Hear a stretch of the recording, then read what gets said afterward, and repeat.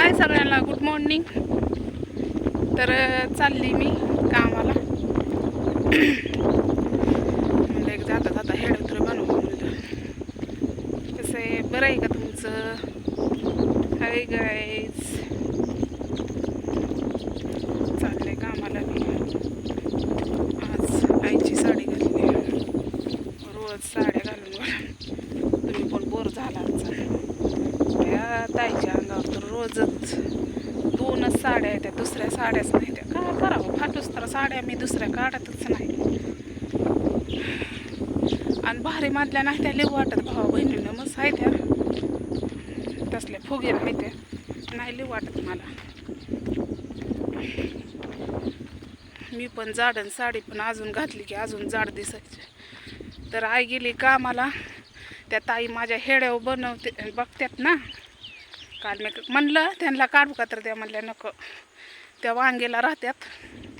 त्यांनी जमीन इथं घेतलेली आहे, त्यामुळं त्या मला म्हणल्या मी तुमचं हेड्यावर बघते किंवा. मी म्हणलं होय का, थँक्यू ताई. बोलल्या, हसल्या. बानूला बघितलं, हीच पोरगी सारखी दिसती. मला वाटलं नव्हतं तुम्ही इथं राहताय म्हणून, असं तसं वगैरे वगैरे म्हणत होतं. तर मी म्हणलं इथंच राहतो या. म्हणलं ही तुमची आई आहे ते. मग आई त्यांच्या रानात, ज्या ताई माझ्या हेड्यावर बघतात ना, त्यांच्या रानात आई गेली कामाला आणि मी चालली इकडं कामाला. आणि तात्याला बसवलं बानूपाशी. आता दीक्षाचा पण बड्डे आलाय ना 22 तारखेला, येईल त्या 22ला. दीक्षाचा पण वाढदिवस आलाय, तिला पण आणायचे 2 दिवस. जावं तरी कामाला. म्हणलं काय करावं, घरी बसून तर काहीच करमत नाही. भावा बहिणीनं लय उदाशी शिरते. आणि महालक्ष्मीमध्ये गेल्या ना, तर पाऊस येताना पण, महालक्ष्मी येताना पण पाऊस आला. तुम्ही आजचा हेड बघितलाच असेल की. तर तसाच मी बाणूचा एक हेड्या टाकला. लय हसत होती ती, लय खेळत होती. बुड्डे के बाल ते खायचं नसतं वे, ते घेतलं होतं. लय हसत होती, लय म्हणजे लयच खेळत होती, आरडू. ते म्हणलं हेड्यावरच बनवू. हेड्यावर बनवला तिचा मी. तर सोडलाय मी, अजून डाऊनवर होतोय बरं का.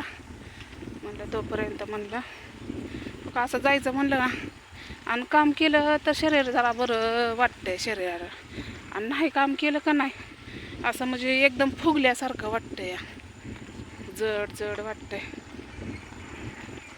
म्हणलं कामावर कसं हसून खेळून 2 गात जास्त जातात कामाला. आणि मला जाणं गरजेचंच आहे. आपण काय बसून कुणाच्या जीवावर खात नाही. आपण काय कुणाच्या जीवावर बसून खात नाही. म्हणून त्यामुळं काळजी आपलीच आपण करावं लागते, बरोबर आहे का नाही. तर आमच्याकडं परिस्थिती आहे बघू शकते.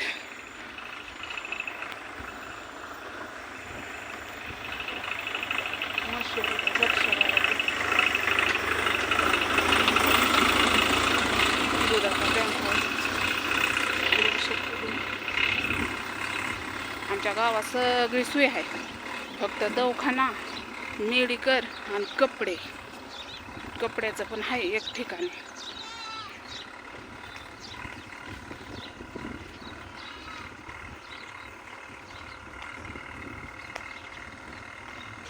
आमच्याकडलं वातावरण माळावरलं.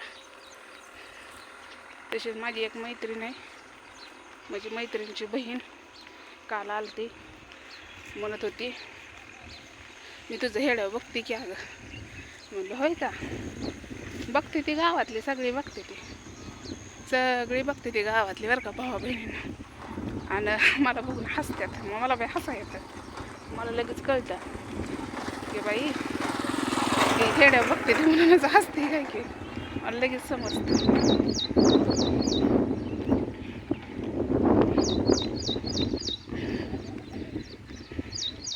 2 दिवस घेतली होती सुट्टी, सारवून हे काढायचं होतं म्हणून महालक्ष्मीची घेतली होती. तुम्ही बघितलंच की, पुरणपोळी ही वर्षाचा सण असतो, करावा लागते देवा धर्माला.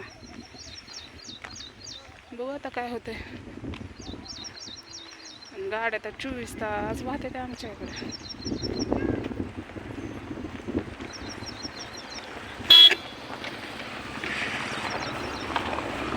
एवढा रस्ता पडलाय तरी काय चिटकून न्यायची गरज आहे का बाबा? काय वाटतं काय माहिती, मारुती कार चालवली की माणसांना असं काय वाटतं काय माहिती. आम्ही इमायनामध्येच बसलो काय बाया. तर आमच्या इकडं काही मोठं स्टावर झालं आहे, ते बघू शकते. मोठं स्टावर झालेलं आहे. तर तसंच नाही का, त्याच्यामुळे जरा जीवाला रेंज येते.